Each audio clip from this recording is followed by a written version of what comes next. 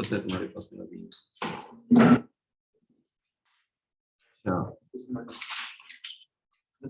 हाँ, तुम पूरी तरह मेरे असिस्टेंट टीचर हो, तुम्हारे पास मेरा सब कुछ है।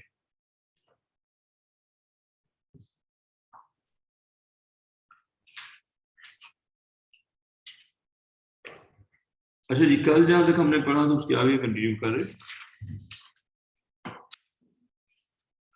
फिर एक दो जी VI ग्राफ्स क्या हेडिंग देनी है? VI graphs.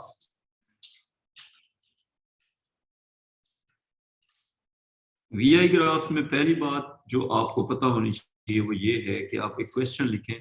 और बच्चों एक सेकंड में क्लियर कर दूं एक चीज, मैंने जो नोट्स भेजे ना इलेक्ट्रिसिटी के, हमारे पास कम टाइम है, ऑब्वियसली मैं अभी इतना डिटेल पढ़ाऊंगा तो टाइम लगेगा, लेकिन वो नोट्स जो है ना वो आपने पढ़ने हैं, ठीक है? वो नोट्स एक बार, मैंने शुरू से ये कहा होगा कि नोट्स एक बार बैठ के लाजमी करने, वो नोट्स बहुत डिटेल पढ़े हैं तुमने? हाँ, तो मैंने कहा ना कि अच्छे हैं, बड़ी मेहनत से बनाए थे मैंने। क्वेश्चन है कि जी what is happening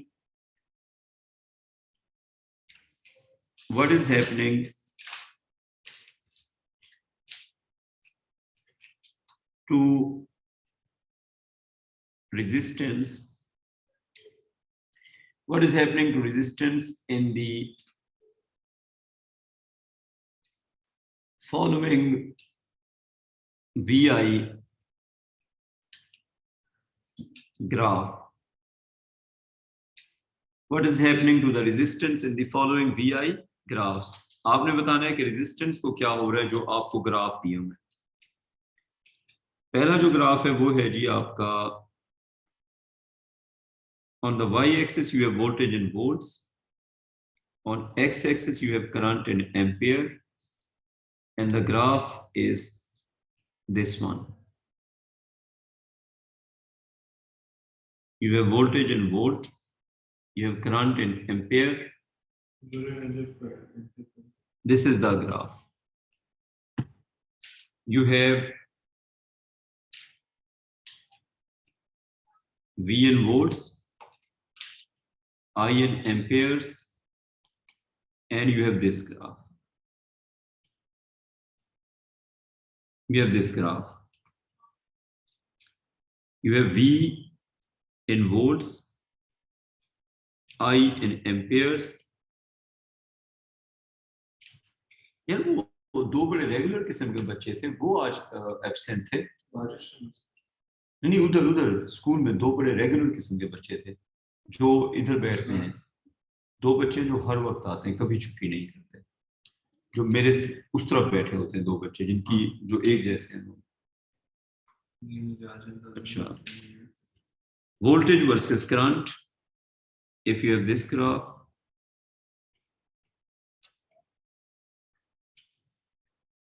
voltage versus current, voltage in volts, current in ampere, if you have this. So what is happening to the resistance in all of these graphs? बेटा समझ आ गई बात? खुशी बेटा, तो आपने सिर्फ ये बताना है कि रेजिस्टेंस बढ़ रही है, कम हो रही है, क्या हो रही है, बस ये बात है।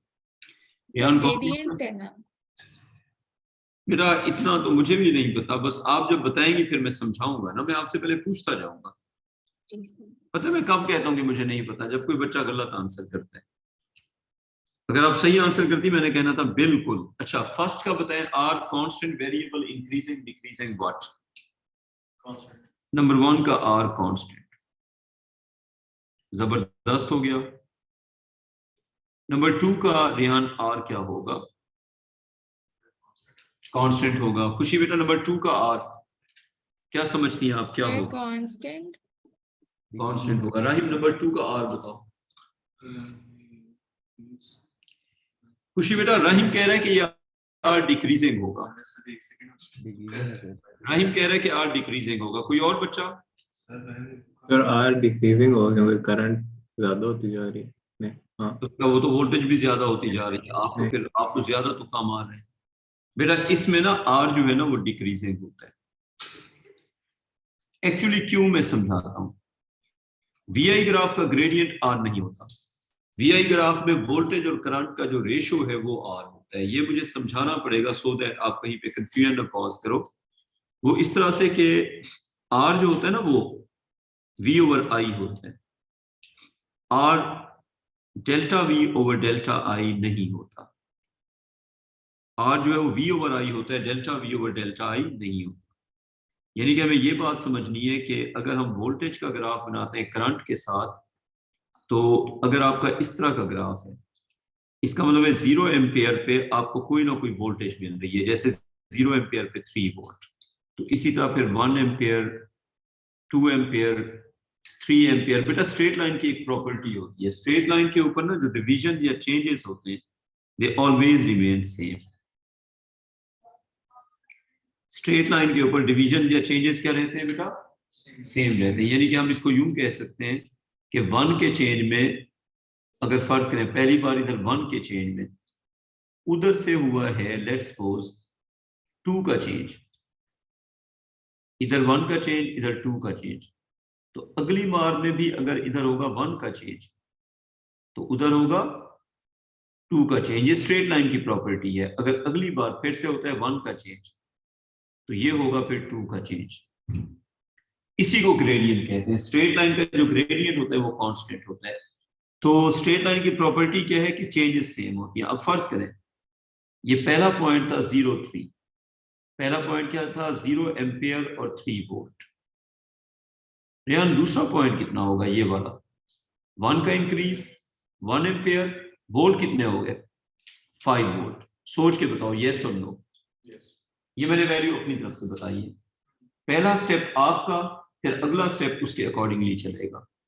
2 एम्पियर 7 वोल्ट, 2 एम्पियर 7 वोल्ट। अब हर बार अगर एम्पियर में 1 ऐड हो रहा है और वोल्ट में 2 ऐड हो रहा है तो हर बार वही कंटिन्यू करेगा। तो ये हो जाएगा 3 एम्पियर और ये हो जाएगा 9 वोल्ट। खुशी बेटा मुझे बताएं जो मैंने कोऑर्डिनेट्स लिखे हैं वो आपको समझ आ रहे हैं या नहीं आ रहे?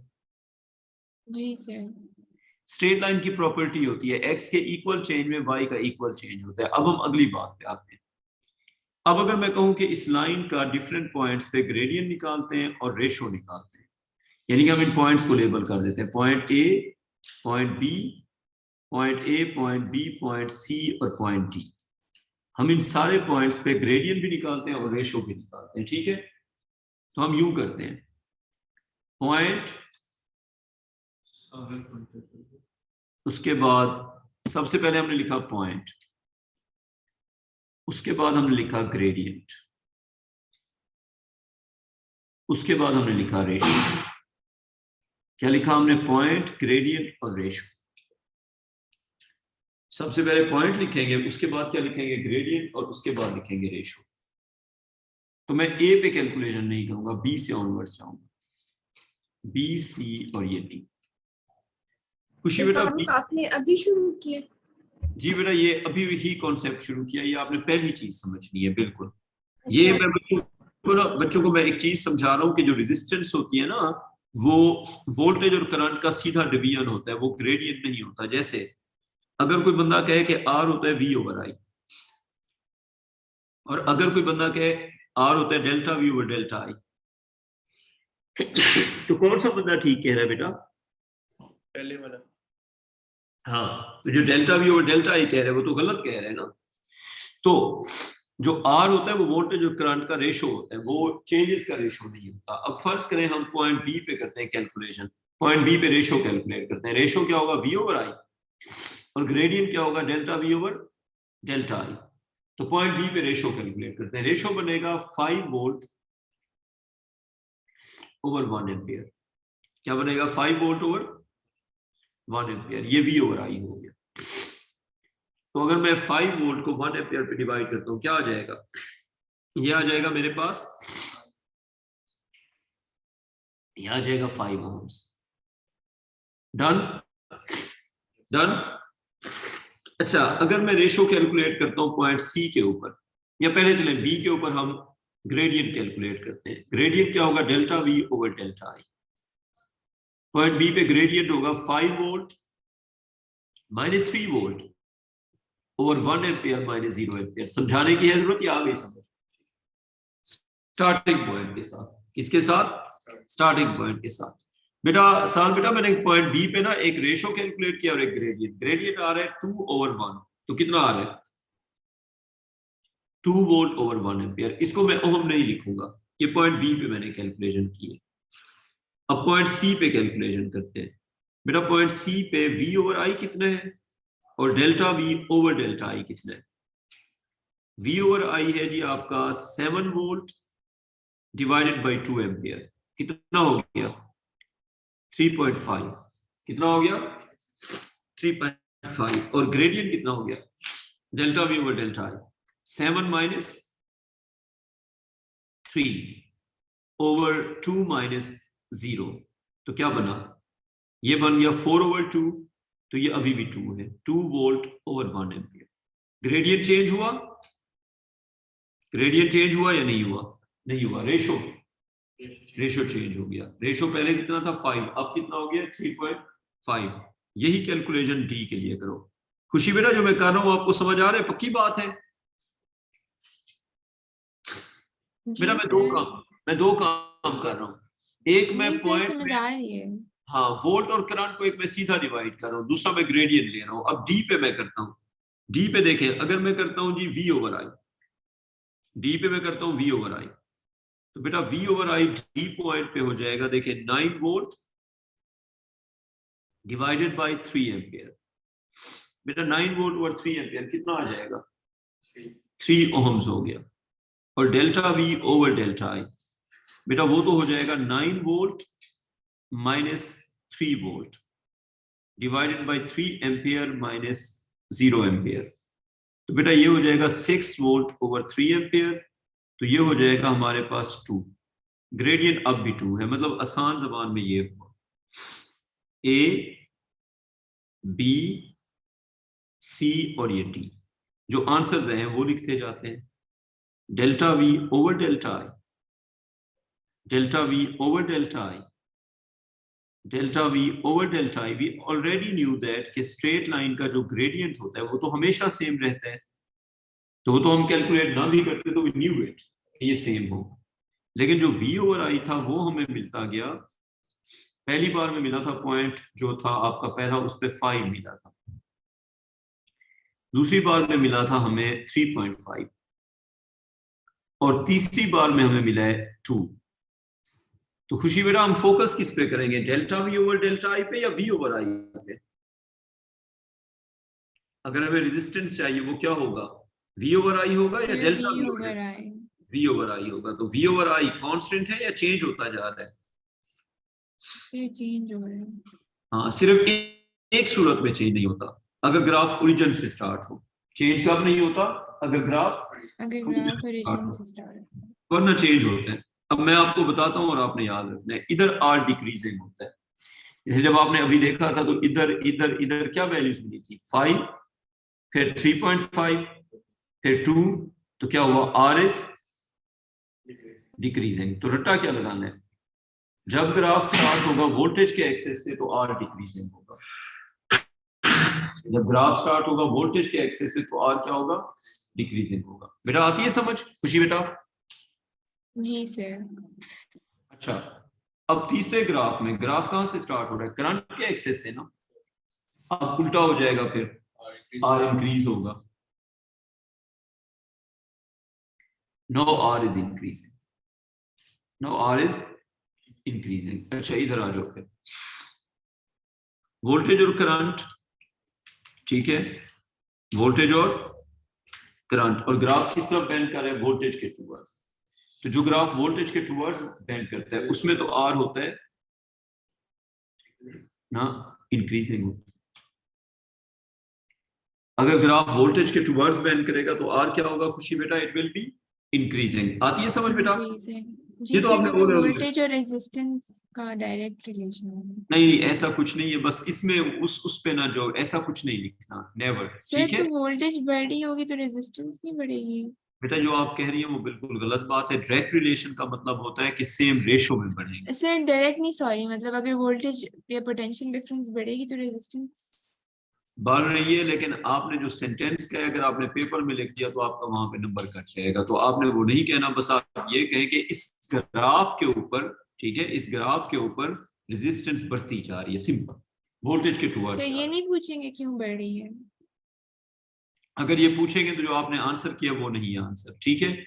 तो जो आंसर आंसर है सर। तो वो मैं फिर आपसे पूछूंगा, आपको आगे लिखवाऊंगा, वो नहीं लिखना जो आप कह रही थी कि डायरेक्ट प्रोपोर्शन है। अच्छा, अब यहाँ पे वोल्टेज सिर्फ आपने ग्राफ को डिस्क्राइब करना है, उसके आगे पीछे की कोई बात नहीं करनी। यहाँ पे क्या हो रहा है, आर बढ़ रहा है या कम हो रहा है? डिक्रीज। तो फिर अब आप अगर आपकी थ्योरी पे अमल किया जाए तो वोल्टेज के बढ़ने से फिर आर कम क्यों हो रहा है? यहाँ पे तो कम हो रहा है ना सर फिर। क्योंकि करंट ज्यादा बढ़ रहा है एज कम्पेयर टू वोल्टेज, और करंट और रेजिस्टेंस का ये अब आपकी सही एक्सप्लेनेशन है। अब आपने जो अभी बात की है ना, दैट इज वर्केबल। आप ये लिखेंगे तो बिल्कुल ठीक है कि दोनों बढ़ रहे हैं लेकिन करंट ज्यादा बढ़ रहा है, वोल्टेज कम बढ़ रही है। आप बिल्कुल ठीक कह रही। तो अगर पहले वाले में लिखूंगी उसमें भी दोनों बढ़े हैं लेकिन वोल्टेज ज्यादा बढ़ी है करंट से। That will work. लेकिन ज्यादा बढ़ रही है ना, उसमें भी एक मसला आ जाएगा। वो ये आ जाएगा कि एक सेकेंड वोल्टेज करंट, ठीक है खुशी बेटा, आप देखें जरा। मैंने इधर से स्टार्ट किया, ये 1 वोल्ट था और ये था जी 5 एम्पियर। ये हुआ 8 एम्पियर, 11 एम्पियर। मैं आपका सेंटेंस क्यों गलत है मैं आपको वो बताना चाह रहा हूँ। 14 एम्पियर, 17 एम्पियर। कौन से ग्राफ की बात कर रही हैं, आखिरी वाले? बेटा मैं आखिरी वाले 2 ग्राफ्स की बात कर रहा हूँ, इसकी भी और इसकी भी। अच्छा, अब जो है देखें, इसमें आर इंक्रीज हो रहा है, इसमें आर डिक्रीज हो रहा है। लेकिन मैं खुशी बेटा, मैं आपको जो एक्सप्लेनेशन आप दे रही ना, उसकी सेंटेंस लिखने से मना कर रहा हूँ, ठीक है। अपने समझने के लिए जैसे मर्जी याद रखो, पेपर में ये बात नहीं लिखनी जो आप कह रही हैं। मैं आपको बताता हूँ क्यों, आपको अभी खुद समझ आ जाएगी। 1.1 वोल्ट, 1.4 वोल्ट, 2.0 वोल्ट, 2.8 वोल्ट। बेटा इसका जरा वीआई ग्राफ बताएं कैसे होगा, जो भी आपको समझ आता है बना दो। इस टेबल का वीआई ग्राफ बनाओ, शाबाश खुशी बेटा। इस टेबल का वीआई ग्राफ स्ट्रेट लाइन होगा या कर्व होगा? बच्चों, इस टेबल का वीआई ग्राफ स्ट्रेट लाइन होगा या कर्व होगा? अच्छा चलें, कर्व किसकी तरफ बेंड करेगा, वाई के टुवर्ड्स या एक्स के टुवर्ड्स? वाई के टुवर्ड्स। आपका आंसर बिल्कुल ठीक है खुशी बेटा। इसका जो टेबल मैंने बनाया ना, इसका वीआई ग्राफ ये होता है। मुझे कैसे पता चला वो बाद में बताऊंगा, लेकिन मेरा आपसे एक सवाल है। फर्स्ट करें, इसका ये ग्राफ है। अब आपके सेंटेंस पे आते हैं, बताएं वोल्टेज का इंक्रीज कितना है और करंट का इंक्रीज कितना है? करंट का इंक्रीज है 3, वोल्टेज का कितना है? 0.1।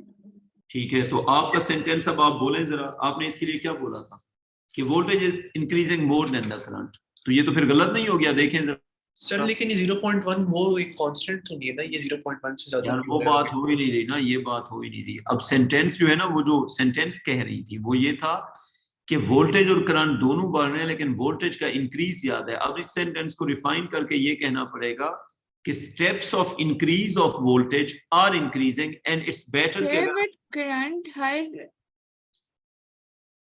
हाँ बताएं फिर। सर करंट हर स्टेप में 3 एम्पीयर आता है। ठीक है, और वोल्टेज पहले में 0.1, दूसरे में 0.3, तीसरे में 0.6। लेकिन जो पहली बार आप सेंटेंस कह रही थी ना, उसमें इनकी न्यूमेरिकल वैल्यूज को आप कंपेयर कर रही थी। आपको क्या कहना है कि जो वोल्टेज के इंक्रीज का रेट है वो इंक्रीज हो रहा है करंट के रिलेटिवली, ठीक है। तो अगर वो सेंटेंस ना कहा जाए तो इट्स बेटर, क्योंकि सेंटेंस काफी कॉम्प्लिकेटेड हो जाता है। जैसे न्यूमेरिकल वैल्यूज को अगर कंपेयर करें तो करंट का इंक्रीज 3 का है, वोल्टेज का 0.1 का है। अगली बात, वोल्टेज का इंक्रीज है 0.3 का, करंट का फिर भी 3 का है।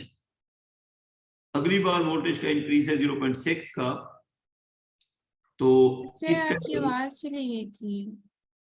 जी मैं कह रहा हूं कि जो वोल्टेज का सर? स्टेप है। जी बेटा आप बताएं। बेटा अभी आ सर रही मैं है ये कह रही थी कि हम ये कह सकते हैं कि मतलब for example voltage her step में ज्यादा हो रही है पहले से, और करंट का तो कोई कांस्टेंट इंक्रीज अगर है। मैं ये कहूं कि इनमें से कोई भी सेंटेंस या एक्सप्लेनेशन कहने की आपको जरूरत ही नहीं है, ये आपके अपने समझने के लिए। एग्जामिनर का इससे कंसर्न है कि आर बढ़ रहा है या आर कम हो रहा है। He is not wanting explanation in this, ठीक है। सर अभी आपने जब क्या कहते हैं सर, थोड़ी देर पहले आपकी आवाज चली गई थी, आपने क्या बताया मेरी मुझे? अभी आवाज आ रही है, ये बताएं मुझे, मेरी अभी आवाज आ रही अभी है? आ रही है। ठीक है, जी मैं सर आपको ये कह रहा हूँ कि इन ग्राफ्स को जब आप बताएंगी ना कि आर बढ़ रहा है या कम हो रहा है, आपने और कुछ भी नहीं बताना। आपने सिर्फ ये बताना है कि बी ओवर आई का रेशो क्या हो रहा है। आपने अपनी तरफ से कोई भी कोई भी बात नहीं बतानी, जितनी बातें हम डिस्कस कर रहे हैं, जितनी बातें आप कर रही हैं, वो मार्क्स कटवाने वाली बातें हैं। क्योंकि मैंने आपको टेबल इसलिए बना के दिया कि ये बहुत टेक्निकल हो जाता है। जब ये इतनी टेक्निकल हो जाता है तो आप जब कोई सेंटेंस कहेंगे उस पर नंबर कट जाएंगे। आपने सिर्फ क्या बताना है, आर इंक्रीजिंग, नीचे क्या लिखेंगे, S V over I is increasing, nothing more than that is needed. Okay, sir ये भी तो इसके अलावा कोई बात नहीं। हाँ बताओ। सर, ये जो नीचे दो ग्राफ बनाए, एक में जिसमें आर इंक्रीज हो रहा है, इसमें ये भी तो है कि जो if graphs bending towards current then R is increasing, और इफ बेटा ये तो आपके अपने याद रखने के लिए, या आप पेपर में तो नहीं लिख सकते, ये तो आपकी अपनी समझ के लिए, याद रखने के लिए। पेपर में तो आप ये लिखेंगे जो मैंने लिखा है, R increasing as V over I, वो आपके अपने याद रखने के लिए, as V over I is increasing. लेकिन ये बात सही है ना? ये बात बिल्कुल सही है, लेकिन पेपर में नहीं लिखनी, ये आपके अपने समझने और याद रखने के लिए होता है। आप अपने जो बनाते हैं, जिस तरह आप वो एक केमिस्ट्री में बनाते हैं किंग नासिर वाला सेंटेंस, या रिएक्टिविटी सीरीज, को चीज याद रखनी है उसके लिए बनाते हैं, वो फिर पेपर में तो नहीं लिखना होता। आर इज डिक्रीजिंग, क्या लिखेंगे, एस वी ओवर आई। खुशी बेटा बात समझ आ गई? अपने याद रखने के लिए जैसे मर्जी सोचो, लेकिन पेपर में जब एक्सप्लेनेशन लिखेंगे तो जी बस सर। पेपर में ये लिखना है, अदरवाइज नंबर कट जाएंगे। कहाँ पहुंच कहीं नहीं पहुंचेंगे। आई और बी के ग्राफ्स देखें बस। मेरा आंसर तो सही था। हाँ, बस अब आई और बी के जो ग्राफ्स हैं खुशी बेटा, उसमें जो टेक्निकलिटीज या जो सवाल आ सकते हैं वो डिस्कस करके उसके बाद आगे मैं एक दो क्वेश्चन आपको देता हूँ जो आप मुझे करके देंगे।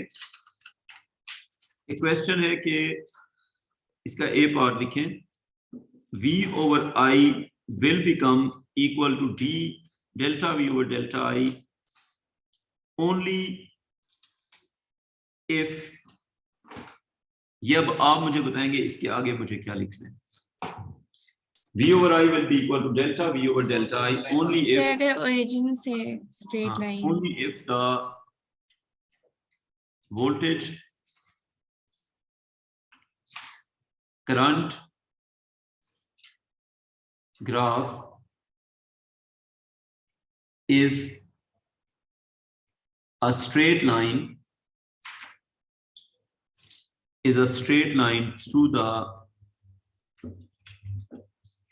through the origin। क्वेश्चन का B part,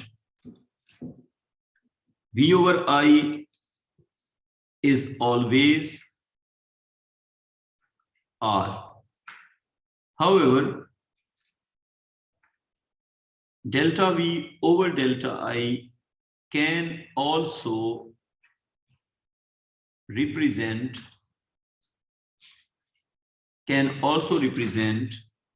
r only if dash। लिखो जी, v over i is always r, delta v over delta I can also represent r only in one case, and that case is if, खुशी बेटा आप concept हुआ clear? जी sir. vi graph is कौन? और वो आई भी सिर्फ आपकी क्लास के लिए थी। इधर स्कूल में या अकेडमी में? हाँ तो अकेडमी में तो आके क्लास लेना। अब मैं ये तो नहीं कि क्लास छोड़ के बच्चे ढूंढता फिर, हद हो गई है। तो ये तुम क्या मतलब मुझे बता रहे हो? मेरा रूम सबको पता है ना कि इस रूम में क्लास होती है, ये तो नहीं कि मुझे ढूंढना पड़ता है। आई भी सिर्फ आपकी क्लास यार तो बात ये हो रही है कि जिसने आगे क्लास नहीं है, मैं पढ़ा रहा हूँ ना। अच्छा, only if v over i graph is a straight line,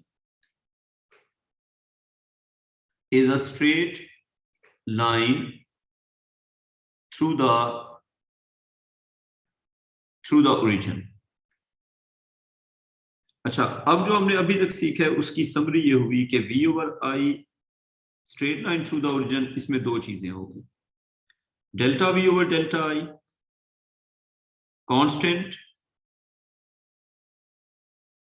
and r, v over i is also constant and is also r। दूसरा केस v over i ये वाला graph delta V over delta I is constant but not R. V over I is decreasing and it is R. That's why, अब खुशी बेटा आप तो बिल्कुल clear ना, सेंटेंस भी यही वाले लिखने हैं. R is decreasing. रियान तो साल बेटा कोई कंफ्यूजन अब इसमें? नहीं सर। तो किसकी बात करनी है? V over I की, उसके अलावा कोई बात नहीं करनी. अच्छा, अब V अपने याद रखने के लिए जो मर्जी करो. ये वाला ग्राफ, इस पे भी आपने फट से क्या लिखना है? Delta V over delta I constant या variable? Is constant but R या but not R? But not R. V over I is increasing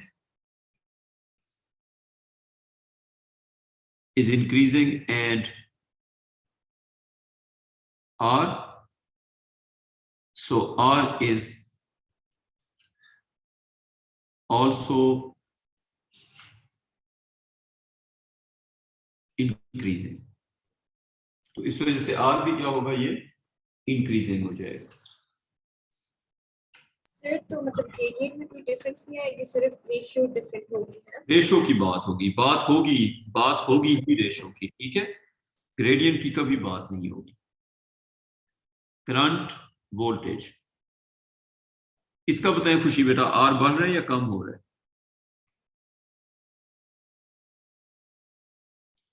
हाँ जी साल बेटा, इसका R क्या हो रहा है? बढ़ रहा है, कम हो रहा है? Sir decreasing. गलत. इंक्रीजिंग नहीं है क्योंकि आपने एक्सेस जी जी बिल्कुल इंक्रीजिंग है बेटा, बिल्कुल इंक्रीजिंग.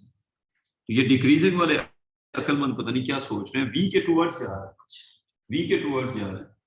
अच्छा, एक और बात, एक और तरीका ये होता है कि आप देखें कि ग्राफ का कोई भी पार्ट किस एक्सेस को कट करेगा. इस ग्राफ के सारे पार्ट कहां पे कट कर रहे हैं? Y को या X को? Y को. ये देखो, ये समझ आ रही बात? सर ये आपने V और I उल्टा क्यों लिखा है? बेटा लिख सकते हैं, वो दोनों करेगा काम. एग्जामिनर VI को चेंज करेगा, तो आपने ये देखना है कि V कहां पे है. तो इसमें R बेटा वो करेगा चेंज, वो भी चेंज करेगा, सिर्फ मैं नहीं कर रहा.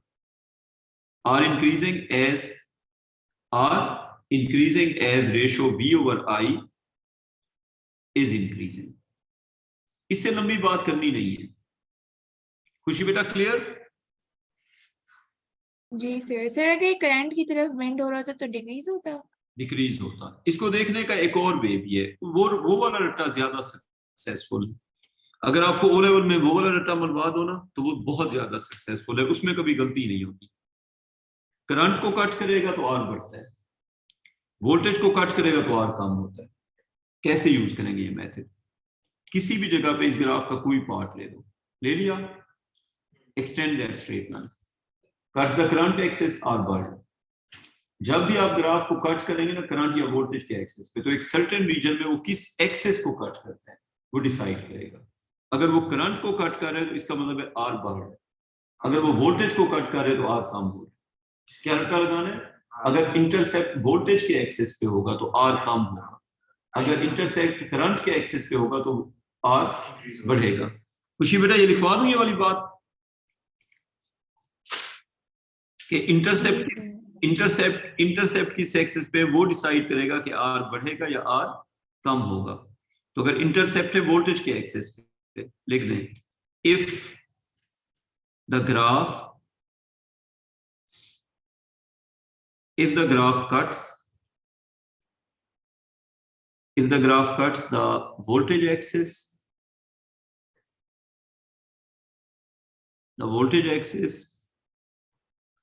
then R will be increasing or decreasing? Then R will be voltage के एक्सिस पे डिक्रीजिंग था. and if graph cuts the current axis then are increasing. अब एग्जामिनर एक सवाल देगा जिसमें वो आपको ट्रैप कर लेगा, पता है कैसे? मैं आपको एक सवाल देता हूँ, वो करो जरा। मतलब एग्जामिनर एक ऐसा सवाल दे सकता है जिसके अंदर आप फंस जाएंगे और आप कंफ्यूज होके आंसर गलत भी कर सकते हैं। एक सवाल मैं लिखता हूँ, उससे आपको पता चल जाएगा। क्वेश्चन लिखें, एग्जामिनर ने जी ये आपको एक्सेस किए हुए और इनके ऊपर एक ग्राफ बना हुआ है, या आपने मेरी तरह का ग्राफ बनाना है या इसकी पिक्चर ले लो, तो इट्स टोटली योर चॉइस। ये उसने ग्राफ लिखा, ठीक है। और अगर आप इनिशियली कॉपी ना करें तो it's better, you have to copy later on, ठीक है। ये किसका ग्राफ है? वोल्टेज का करंट के साथ। यही तो गेम है, फिर यही तो गेम है सारी, वोल्टेज और करंट, ठीक है। अब जिस बच्चे का ओ लेवल का नॉलेज है वो इस सवाल में फंस जाएगा। एक पॉइंट ए है और एक पॉइंट बी है। अच्छा, व्हाट इज हैपनिंग, या ए और बी की जगह ना पूरा वो रीजन आपको दे देगा, वो रीजन देना ज्यादा बेहतर होगा। एक पॉइंट की जगह मैं आपको रीजन दे देता हूँ। फर्ज करें जी आपको मैंने रीजन दे दिया एक्स से लेके वाई, और फिर मैं आपको रीजन देता हूं ए से लेके बी। अच्छा, सवाल लिखें, क्वेश्चन का A part, what is happening, what is happening to resistance, what is happening to resistance from X to Y. खुशी बेटा सवाल समझ आ गया? आपसे पूछ रहे हैं बताओ एक्स से वाई तक रेजिस्टेंस को क्या हो रहा है। जो भी सवाल का आंसर समझ आता है, ये इंक्रीज नहीं होगा पहले पार्ट में। अच्छा, व्हाट इज हैपनिंग, ठीक है, आखिर में करते हैं discuss. What is happening to resistance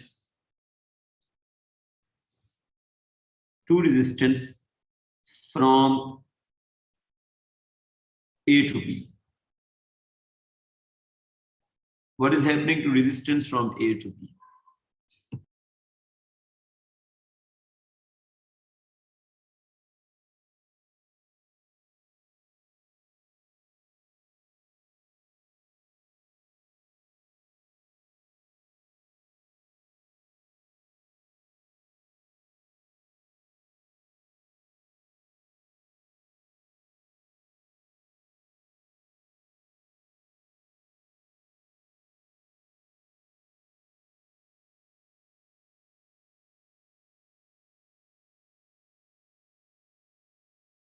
वही बात है ना, फिर बच्चे को वो मैथड आसान।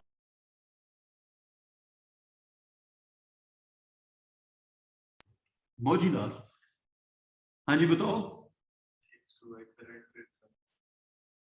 अच्छा, वो उन्होंने आंसर दिया ना, मैं आगे से हंसी, वो कहते हैं आप हंस क्यों गए, मैंने कहा बस ऐसे।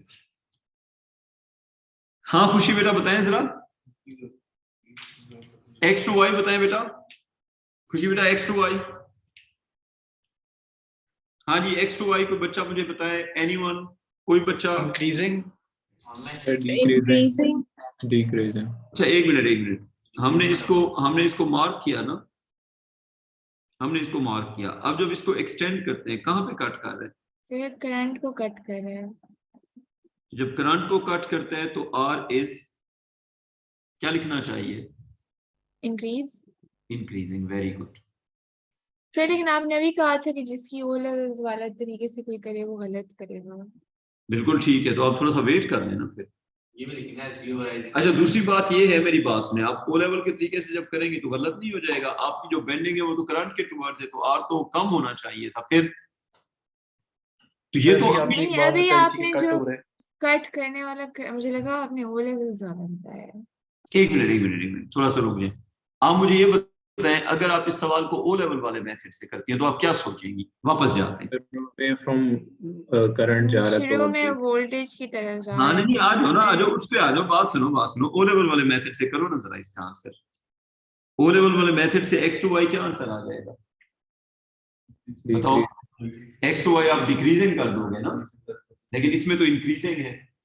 बेटा समझ आ गई बात खुशी बेटा? में जी सर। तो ओ लेवल वाले मेथड से you can not answer this. Sir हाँ सर मैं ये एक चीज में कंफ्यूज हूँ, ये जो ओ लेवल वाला मेथड आप कह रहे हैं वो ये वाला है जो ऊपर आपने बताया कि ग्राफ को अगर वोल्टेज एक्सिस पे कट करता है, या बेटा ये कोई आपने और ओ बात है? लेवल में कब पढ़ा था कौन सा level? बेटा? ओ लेवल वाला मेथड वही होगा जो आपने O ओ level लेवल में पढ़ा। आज की क्लास से पहले जो आपका मेथड है वो ओ लेवल वाला मेथड है ना। आज की क्लास में जो हम पढ़ रहे हैं, सर। अगर ये मेरी बात सुनो, अगर तुमने ग्राफ को कट करने वाला मेथड इस क्लास से पहले पढ़ा हुआ है तो फिर तो वो प्रीवियस मेथड हो गया। अगर ग्राफ को कट करने वाला मेथड तुमने नहीं पढ़ा हुआ तो वो फिर न्यू मेथड है ना, उससे कैसे गलत होगा? ये जो एक्सिस वाला मेथड है ये कभी गलत नहीं होता। जो आप कट करके देखते हैं ना कि करंट को कट कर रहे हैं वोल्टेज को, उससे कभी भी गलत नहीं होता। समझ आ गई बात? ओके सर ठीक है, समझा। हाँ जैसे O अभी level वाला तो भी ये देखो, है ना जिसमें बेंडिंग देख रहा है, ठीक है, तो देखो फिर बेंडिंग देख के एक्स से वाई क्या आंसर आ जाएगा? डिक्रीजिंग, क्योंकि वो अवे जा रहा है लेकिन वो हाँ तो वो increase गलत हो जाएगा, फिर वो गलत हो जाएगा। तो अब आंसर क्या लिखेंगे कि X to Y R is क्या लिखेंगे बेटा? इंक्रीजिंग। हाँ इंक्रीजिंग एज, जब आपको पता लग गया ना इंक्रीज हो रहा है, रीजन आप वही देंगे, reason as V over I, यानी कि आप आंसर की बेसिस पे रीजन देंगे, ठीक है? As V over I is increasing. अच्छा अब अगला का आंसर बताओ खुशी बेटा, बी पार्ट का क्या आंसर होगा? What is happening to resistance from A to B? Sir बेटा डिक्रीजिंग। हाँ, जो ए टू बी वाला पार्ट है उसका कट कहां पे जा रहा है? वोल्टेज वाले एक्सिस पे। तो ये जो मेथड है ना एक्सिस को कट करने वाला, ये तो आपका ए लेवल का मेथड है। ओ लेवल में तो होता है कि यूं देखते हैं, उधर बेंड करे इधर बेंड करे, वो ओ लेवल का मेथड है। उससे नहीं करना, इससे करना है, कट करने वाले मेथड से। इससे कभी गलत नहीं होगा। तो ए टू बी वोल्टेज के एक्सिस पे कट किया तो हमें खुद पता चल गया कि इससे आर क्या हो रहा है? डिक्रीज हो रहा है। पेपर में तो पॉइंट नहीं आर इज, पेपर में तो जो मैंने आंसर लिखा है वो लिखेंगे कि आर इज इंक्रीजिंग या डिक्रीजिंग। नहीं कुछ नहीं, ये लिखेंगे ना।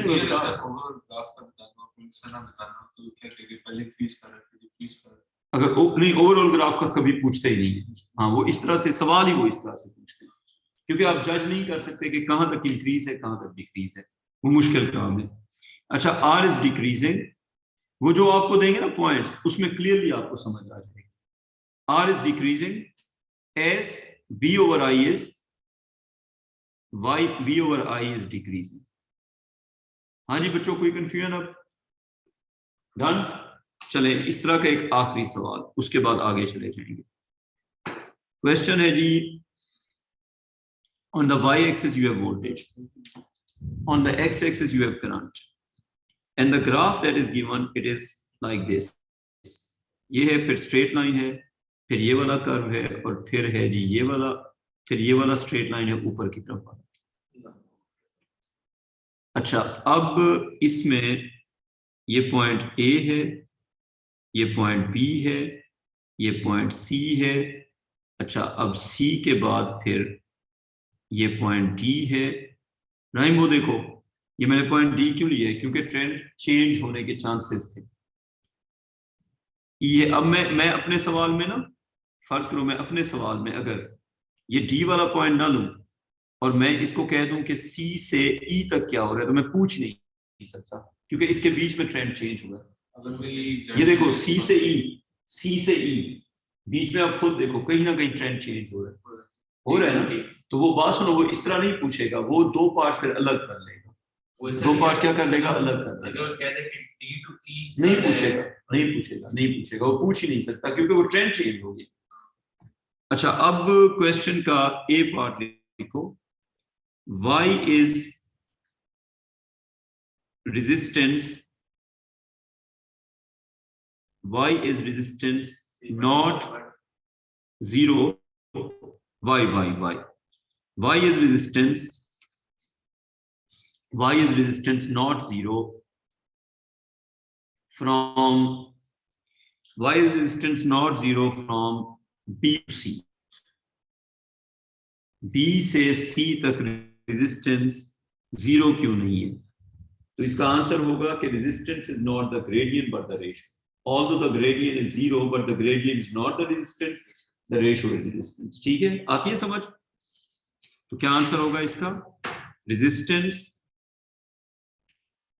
is not the gradient ये इस वाले सर के पास ले तो perfect.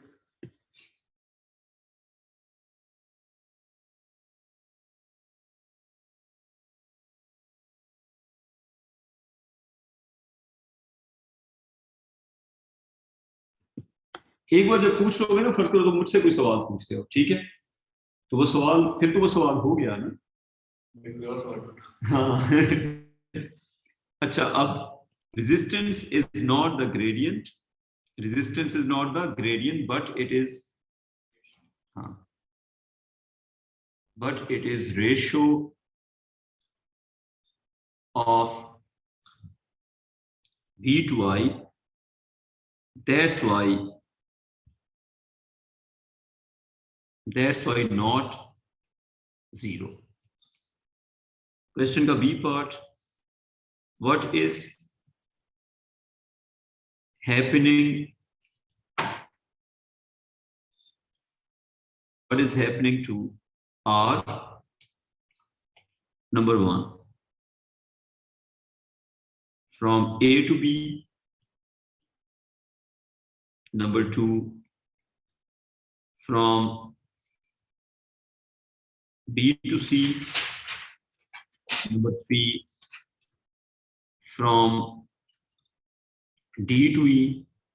एक सर्टेन रीजन को मैंने मिस किया है, क्योंकि उसकी एक अपनी रीजन है। अच्छा, फ्रॉम D to E और फ्रॉम E to F, जितना पूछा हुआ है बस वो बताना है। फ्रॉम E to F, खुशी बेटा हर पार्ट का बताती जाए। A to B क्या हो रहा है?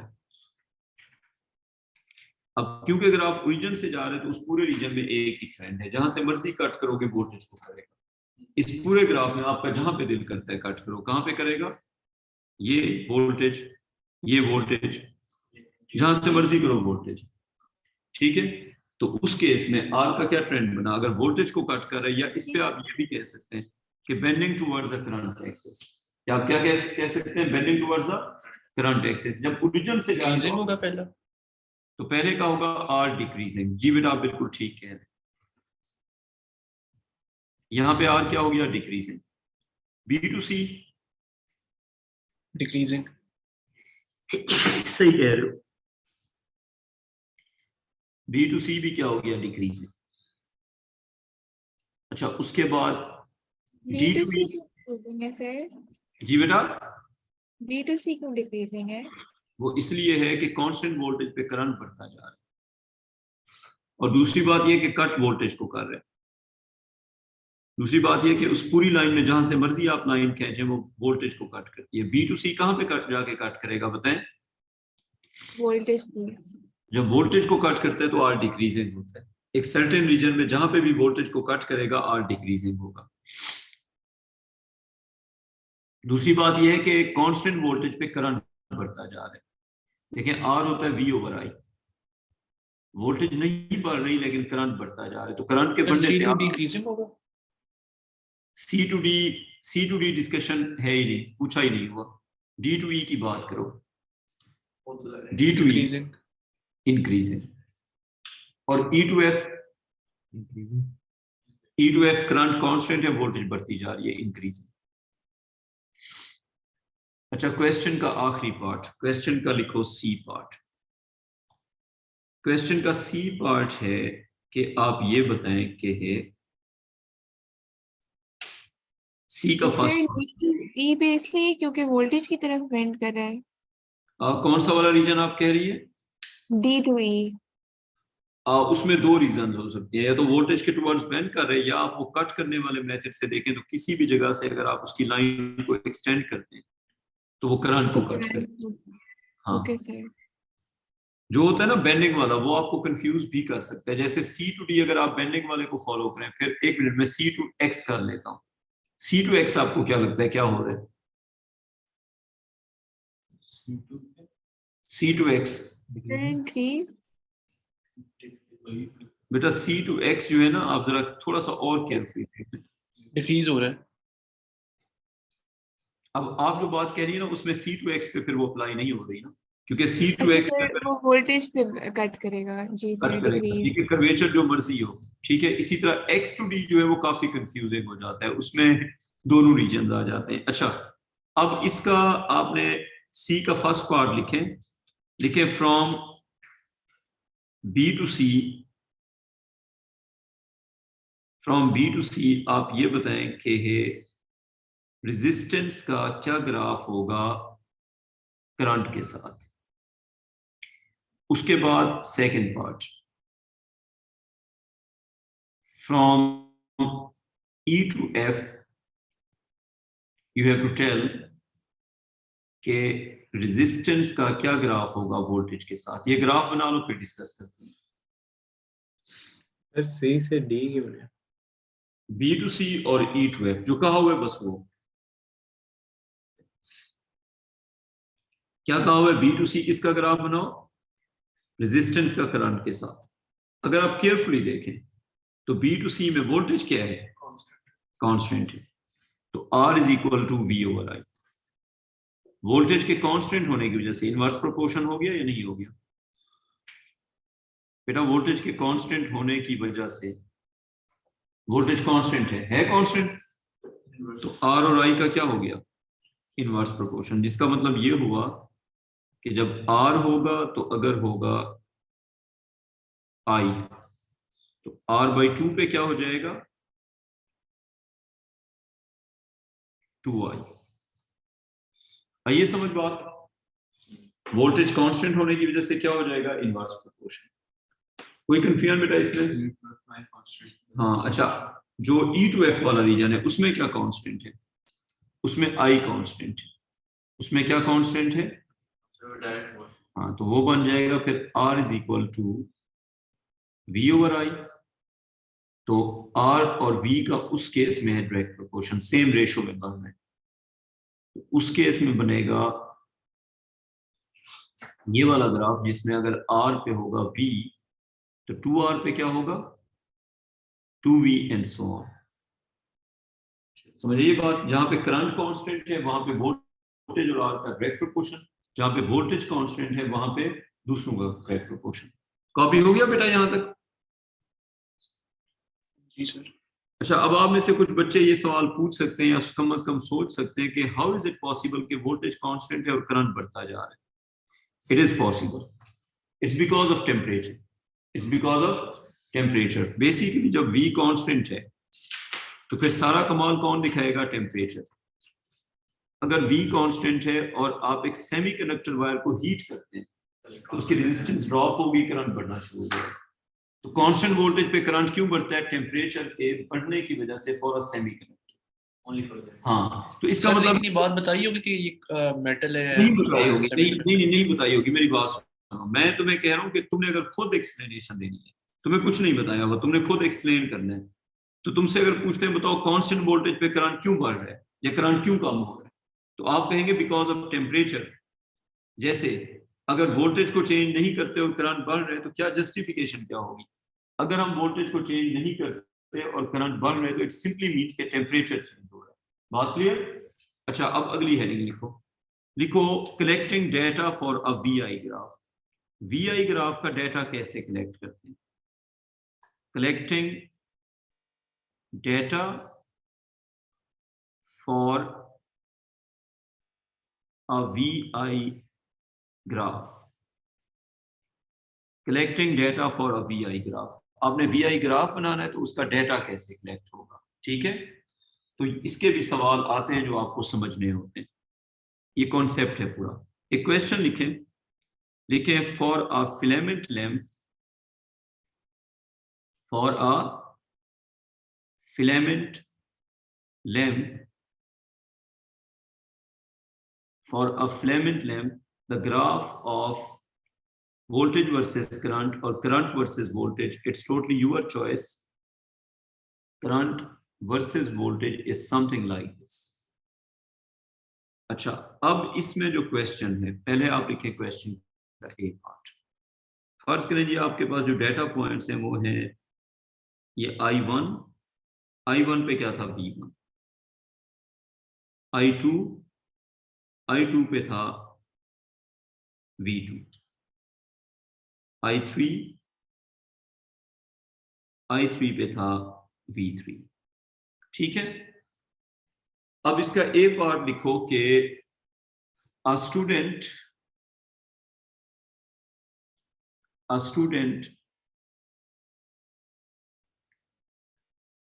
states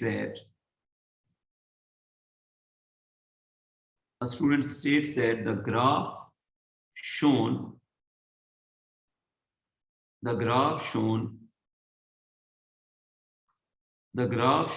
was achieved by, ये स्टूडेंट कह रहे हैं, सही भी हो सकता है गलत भी हो सकता है, is achieved by connecting a filament lamp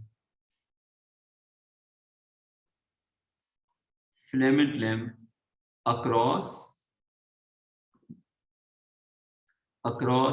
a variable voltage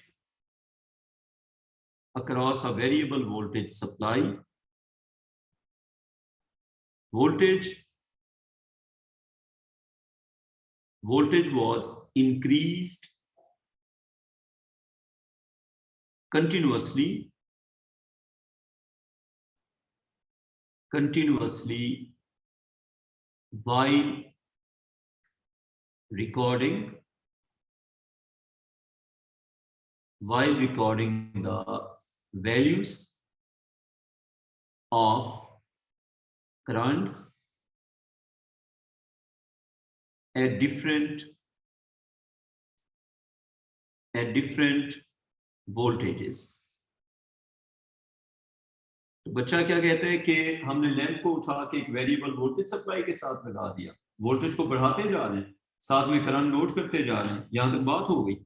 फिर बच्चा कहता है देन values of currents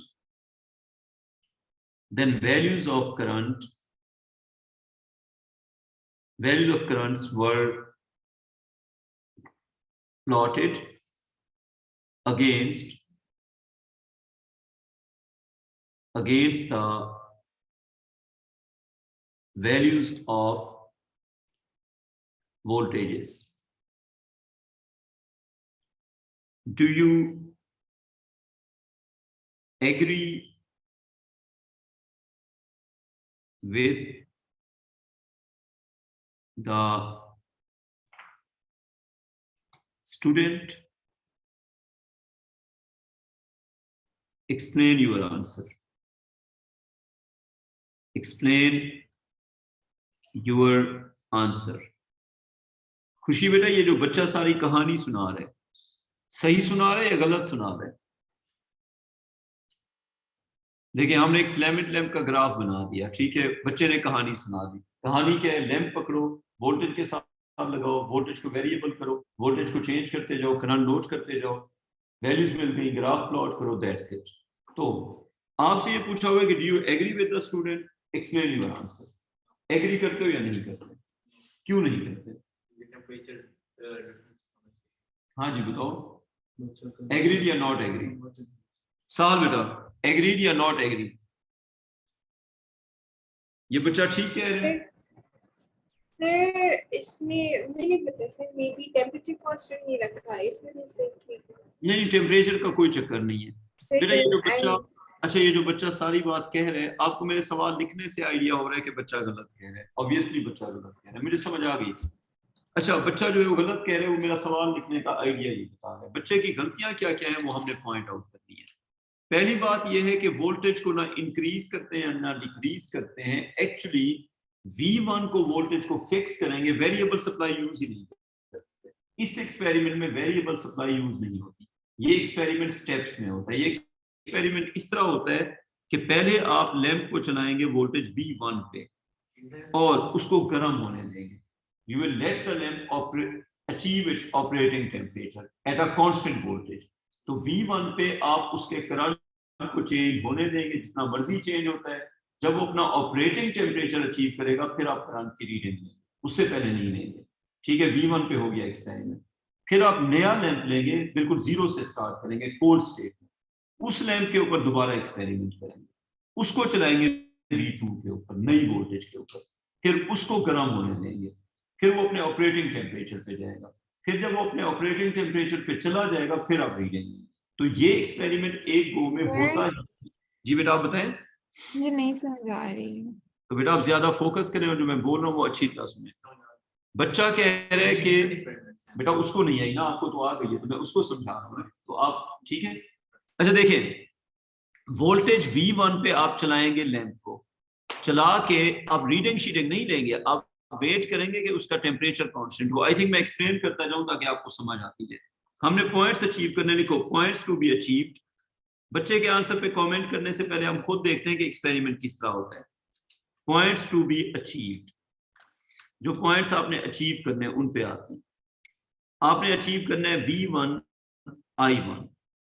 अब आप क्या करेंगे, आप वेरिएबल सप्लाई नहीं लेंगे, आप V1 का फिक्स लैंप लेंगे और V1 का फिक्स लैंप लेने के बाद भी आपको शक होगा कि इसकी टीपीडी तो फिर भी वेरिएबल होगी।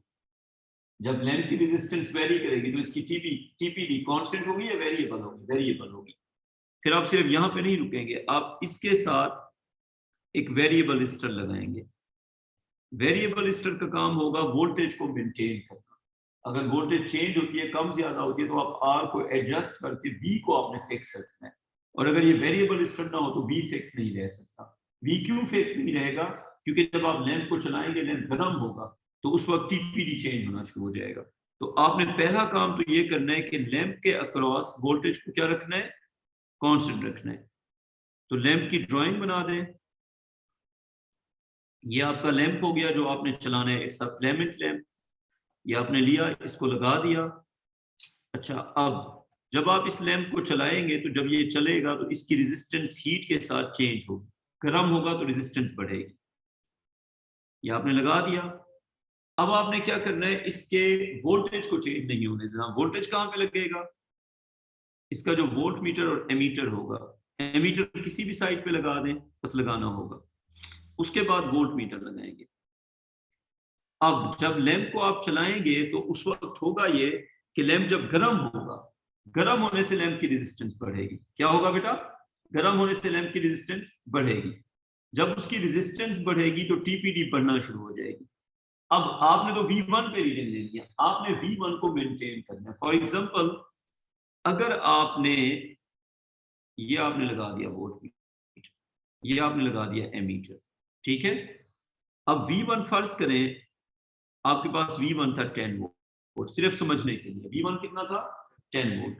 जब लैंप होगा कोल्ड स्टेट में, लैंप जब होगा कोल्ड स्टेट में, फर्ज करें कोल्ड स्टेट में उसकी रेजिस्टेंस थी, उसको R कोल्ड कह देते हैं। कोल्ड स्टेट में उसकी रेजिस्टेंस थी 10 ओम्स। अब करंट कितना हो जाएगा? 10 वोल्ट 10 ओम। इस पे आपने 10 वोल्ट डेवलप कर दिया, ठीक है। अब 10 वोल्ट और 10 ओम करंट कितना आ गया? 1 एम्पियर। इसमें से 1 एम्पियर का करंट फ्लो कर रहा है। अब लैंप गर्म हुआ। जब लैंप गर्म होगा तो उसका जो टीपीडी है वो बढ़ेगा या कम हो जाएगा? जब लैंप गर्म होगा, हीट अप होने से जब उसका टेम्परेचर बढ़ेगा, लैंप हीट अप हुआ। जब लैंप हीट अप हुआ तो उस वक्त होगा ये कि उसका जो R है, फर्स्ट ने ये R था 25 डिग्री सेल्सियस पे। कोल्ड का क्या मतलब है? 25 डिग्री सेल्सियस पे। गर्म होकर उसकी टेम्परेचर हो गई 40 डिग्री सेल्सियस। लैंप की टेम्परेचर कितनी हो गई? 40 डिग्री सेल्सियस। उस वक्त उसकी रेजिस्टेंस हो गई, लेट्स सपोज आप कह लें 20 ओम्स, ठीक है। अब आप वोल्टेज को मेंटेन कैसे करेंगे? जब लैंप की रेजिस्टेंस 20 ओम होगी उस पर तो वोल्टेज बढ़ जाएगी, टीपीडी बढ़ जाएगी। उसका फिर मेथड है, अगर इसका R, मेरी बात सुन लो, अगर इसका R हो रहा है डबल, अगर इसका R क्या हो रहा है? डबल, तो वोल्टेज को मेंटेन करने के लिए जो इसका R होगा उसको हाफ कर दो। यानी कि लैंप की रेजिस्टेंस जिस रेशो में बढ़ेगी, वेरिएबल रेजिस्टर की जो रेजिस्टेंस है वो उसी रेशो में कम करेंगे ताकि लैंप की वोल्टेज चेंज ना हो। आपको लैंप पे V1 मेंटेन करनी पड़ेगी। If you are collecting data for V1 then V1 on the lamp should be maintain. अगर वो चेंज हो गई तो आपका डाटा जो है वो इनकरेक्ट हो जाएगा। So the basic idea is, जब आप इस ग्राफ का ये पॉइंट कैलकुलेट करेंगे तो आपको through out the procedure lamp के अक्रॉस V1 को मेंटेन करना है। सेल की वोल्टेज क्या है, फर्क ही नहीं पड़ता। So the purpose of variable resistor और रियोस्टेट इज दैट अगर लैंप की रेजिस्टेंस बढ़ती है तो आप रियोस्टेट की रेजिस्टेंस को उसी रेशो में चेंज करेंगे, कम करेंगे, बढ़ाएंगे, कम करेंगे या बढ़ाएंगे, बढ़ाएंगे, इसको बढ़ाएंगे, कम नहीं करेंगे। रेशो सेम रखना है, रेशो सेम रखना है। अगर रेशो सेम रखना है तो इसको फिर बढ़ाना पड़ेगा, इसको भी डबल करना पड़ेगा। जब दो रेजिस्टेंस का रेशो सेम होता है फिर वोल्टेज का डिवीजन सेम होता है। तो अगर आप चाहते हैं कि लैंप के क्रॉस वोल्टेज चेंज ना हो तो आपको वेरिएबल रेजिस्टर को लैंप के हिसाब से बढ़ाना या कम करना पड़ेगा, या बढ़ाना पड़ेगा या कम करना पड़ेगा। एक मिनट रुक जाओ, नहीं, एक और बात है। जो अंदर वाला है ना सेल का, वो फिक्स है, जो इंटरनल रेजिस्टर है वो फिक्स है। तो जो भी इंपैक्ट आएगा वो इसके थ्रू आएगा, जितना ये बढ़ेगा इस आर को उस हिसाब से कम, वो पहले सही लिखा था। हाफ नहीं करना पड़ेगा, बस कम करना पड़ेगा, एडजस्ट करना है ना, क्योंकि स्मॉलर आर के साथ हम चल रहे हैं। तीसरा स्मॉलर आर भी है ना, स्मॉलर आर भी है, हाँ वी को फिक्स करना है तो स्मॉलर आर के हिसाब से चलेंगे। ठीक हो गया। अब आप ये नहीं लिखेंगे बढ़ाएंगे कम करेंगे, आप कहेंगे वेरिएबल रेजिस्टर के थ्रू उसकी वोल्टेज को मेंटेन करेंगे। बढ़ाने कम करने का कोई पूछेगा भी नहीं। फिर तो जी बेटा आप बताएं। वोल्टेज इस तरह कांस्टेंट रखेंगे कि अगर लैंप हीट अप होता है उसकी रेजिस्टेंस ज्यादा होती है तो वेरिएबल रेजिस्टर की रेजिस्टेंस कम होगी ताकि वोल्टेज पर कांस्टेंट आपने वेरिएबल रेजिस्टर का कम ज्यादा नहीं बताना ना, एग्जामिनर आपसे पूछेगा, आप कहेंगे इसको एडजस्ट करेंगे। समझ आ गई बात? इतना डेप्थ में एग्जामिनर पूछेगा नहीं, वो सिर्फ ये पूछेगा इसका पर्पस बताओ। पर्पस क्या है? इसको एडजस्ट करके हमने वोल्टेज को मेंटेन करना है। तो अब हम ये लिखेंगे टू टेक, लिखो to take reading of current, to take reading of current I1 at V1, the voltage across the lamp should be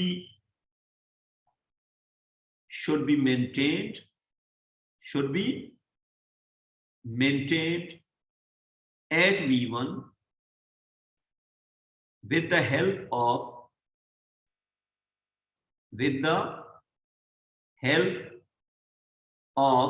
variable resistor।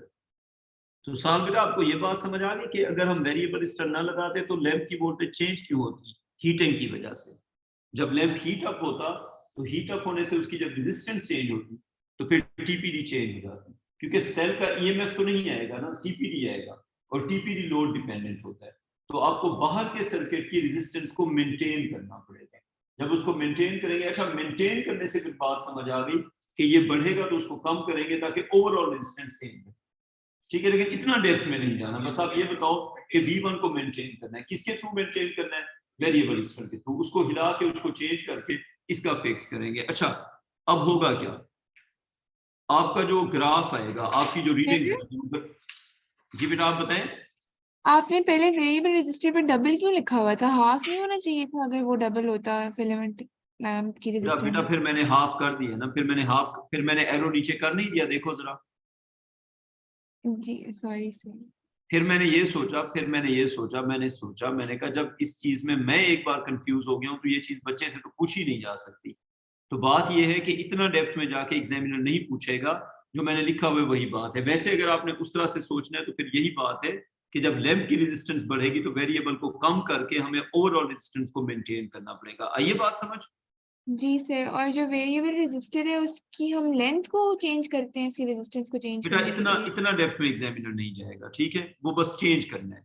ठीक है, इसके आगे वैसे लेंथ को ही चेंज करते हैं लेकिन वो आपसे नहीं पूछेगा।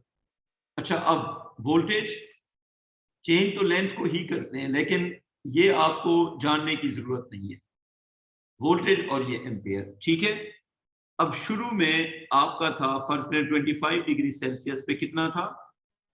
10 ओम था। V1 को हमने कितना सेट किया हुआ है 10 वोल्ट। जब आपने 25 डिग्री सेल्सियस पे चलाया तो आपको करंट कितना मिला? फॉर एग्जांपल आपको शुरू में करंट मिला 1 एम्पियर, लेकिन करंट थ्रू आउट 1 एम्पियर नहीं होगा। जब लैंप गर्म होगा उसकी रेजिस्टेंस बढ़ेगी तो करंट बढ़ता जाएगा या कम होता जाएगा? शुरू में आपको 1 एम्पियर मिला, लेकिन with the passage of time बढ़ेगा या कम होता जाएगा? कम होता जाएगा। जब आपने लैंप को गर्म किया, लैंप का जो ऑपरेटिंग टेम्परेचर था वहां पे जाके करंट ऑपरेटिंग टेम्परेचर पे जाके, ये operating temperature, once it achieve the operating temperature the current will not further change. फर्ज करें ये करंट आपको मिल गया यहाँ पे 0.5 एम्पियर, तो ऑपरेटिंग रेजिस्टेंस कितना मिली? आर मिल गई 10 वोल्ट ओवर 0.5 एम्पियर, तो कितना आ गया? तो ये आ गया आपके पास 20 ओम्स। अच्छा, अब एक चीज देखो, कोल्ड स्टेट में रेजिस्टेंस कितना थी? कोल्ड स्टेट में रेजिस्टेंस थी 10 वोल्ट ओवर 1 एम्पियर, तो कितना थी? 10 ओम। तो समझने वाली बात यह है कि जब आपने लैंप को पहली बार लगाया था तो वो ठंडा था, वो कोल्ड था, तो उसकी रेजिस्टेंस क्या थी? 10 ओम, और करंट बढ़ा था। फिर आपने वोल्टेज को मेंटेन करके उसको चलाया, उसका करंट कम होता गया। जब वो ऑपरेटिंग टेम्परेचर पे पहुंचा तो करंट कांस्टेंट हो गया। जहां पे करंट मेंटेन हो गया वो आप रीडिंग लेंगे, तो आपका I1 V1 क्या होगा? आपका I1 V1 10 वोल्ट और 1 एम्पियर होगा या 10 वोल्ट और 0.5 एम्पियर होगा? 10 वोल्ट और 0.5 एम्पियर होगा। अच्छा, 10 वोल्ट और 0.5 एम्पियर होगा। हाँ बच्चों बताओ, आइए समझ। तो पहला पॉइंट आपने कलेक्ट कर लिया। इसी तरह से फिर बाकी पॉइंट कलेक्ट करेंगे, थोड़ी सी और डिटेल देख लेते हैं। V2I2 कैसे कैलकुलेट करेंगे, या V2I2 कैसे कलेक्ट होगा? V2I2 कलेक्ट करने के लिए ये इस पेज पे कोई कंफ्यूजन है अभी? अच्छा, आप आगे आ जाएं। अब आपने कलेक्ट करना है V2I2। V2I2 क्या था? दूसरा पॉइंट। ठीक है, इसी तरह बहुत सारे पॉइंट्स कलेक्ट करने। V2I2 सारे पॉइंट इसी तरह कलेक्ट होते हैं। आपको प्रोसीजर सीखना है। फर्स्ट करें V2 था 10 वोल्ट पे, हो गया ना एक्सपेरिमेंट। आपने कहा चलो भैया 20 वोल्ट पे करते हैं, तो फिर आपने सेल लिया, उसके साथ लैंप लगाया, सारी कहानी रिपीट की। ये सेल, ये लैंप, वेरिएबल रजिस्टर का पर्पस क्या होगा? वो रेजिस्टेंस को एडजस्ट करके हम लैंप की वोल्टेज को क्या करेंगे? मेंटेन करेंगे। कितने के ऊपर? 20 वोल्ट के ऊपर। अच्छा, ये सिर्फ लैंप के लिए नहीं है, जितनी भी चीजों का VI ग्राफ बनाते हैं, दिस इज द प्रोसीजर। चीज को चलाते हैं, गर्म होने देते हैं, करंट को फिक्स होने देते हैं, V को मेंटेन करते हैं, जहां पे जाके वो अपना ऑपरेटिंग टेम्परेचर अचीव करता है, वो VI होता है, वो पॉइंट होता है जो हमने प्लॉट करना होता है। तो अब यहाँ पे फिर से हमने चलाया इसको, ठीक है।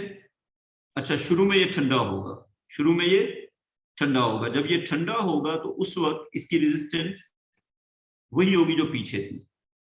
ये वोल्ट मीटर। आर कोल्ड पिछली बार कितनी थी? कोल्ड थी पिछली बार 10 ओम्स। नहीं बेटा, ऐसे ना करो, पिछली बार 10 ओम थी, आर कोल्ड 10 ओम थी, तो अभी भी आर कोल्ड क्या होगी? 10 ओम होगी ना। ठंडी स्टेट में वही रेजिस्टेंस होती है। ये सवाल 2-4 बार पूछा हुआ है, बात समझ लो। ठंडी स्टेट में जब लैंप कोल्ड होता है रेजिस्टेंस वही होती है। हाँ, हर बार जब आप लैंप को दोबारा यूज करेंगे, जब लैंप ठंडा होगा, it will have same resistance, उसी लैंप। तो लैंप तो वही होगा, लैंप क्यों चेंज करेंगे बेटा? जो लैंप होगा ना आपका, जब आप उसको दोबारा यूज करेंगे तो वही वाला जो लैंप है, जब आप उसको ठंडी स्टेट में यूज करेंगे, रूम टेम्परेचर पे आपको फिर से वही रेजिस्टेंस। वो नहीं कहेगा, वो पागल नहीं है, क्योंकि आपका फिर एक्सपेरिमेंटली फ्लॉ हो जाएगा, आपका कोई कंट्रोल वेरिएबल नहीं है। आपने लैंप भी चेंज कर दिया, वोल्टेज भी चेंज कर दी, करंट भी चेंज कर दिया, बेटा कितनी चीजें चेंज करोगे? आप तो देख रहे हैं, बात सुनो, आप जब वोल्टेज और करंट को रिलेट कर रहे हैं तो लैंप को तो चेंज नहीं करेंगे ना। So your experiment is for the given lamp. Lamp हर बार वही होगा। सारी चीजें चेंज कर दी तो एक्सपेरिमेंट क्या है? सारी चीजें ही अगर चेंज कर दी तो एक्सपेरिमेंट किस चीज का है? पीछे कुछ बचा फिर? अच्छा, आप देखें, वोल्टेज, उसके बाद current for a given lamp. Again you took the cold state. Cold state में अब देखें कितना वोल्ट पे आपने ऑपरेट किया? 20 वोल्ट पे। तो जब लैंप ठंडा होगा तो उस वक्त आपको करंट मिलेगा 20/10, 2 एम्पियर से स्टार्ट होगा। तो ठंडी स्टेट में ये बात समझ आ गई कि ठंडी स्टेट में आर हमेशा सेम मिलता है।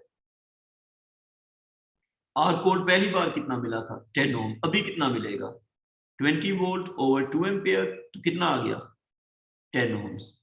अब ये गर्म होना शुरू हो जाएगा, अब ये गर्म होना शुरू हो जाएगा। 10 वोल्ट पे ऑपरेटिंग टेम्परेचर कितना था, 10 वोल्ट पे ऑपरेटिंग टेम्परेचर था, लेट्स सपोज, हमने लिखा हुआ नहीं है ना, फर्ज करें जी इसका ऑपरेटिंग टेम्परेचर 80 था, कितना था समझने के लिए सिर्फ, तो 10 वोल्ट पे अगर इसने 80 अचीव किया तो 20 वोल्ट पे उससे ज्यादा अचीव करेगा। तो इसका जो करंट का ड्रॉप है, लैंप गर्म हो रहा है, लैंप क्या हो रहा है, गर्म हो रहा है, हीट अप हो रहा है, लेकिन आपने वोल्ट चेंज नहीं होने देना, किसकी मदद से, रियोस्टेट की मदद से।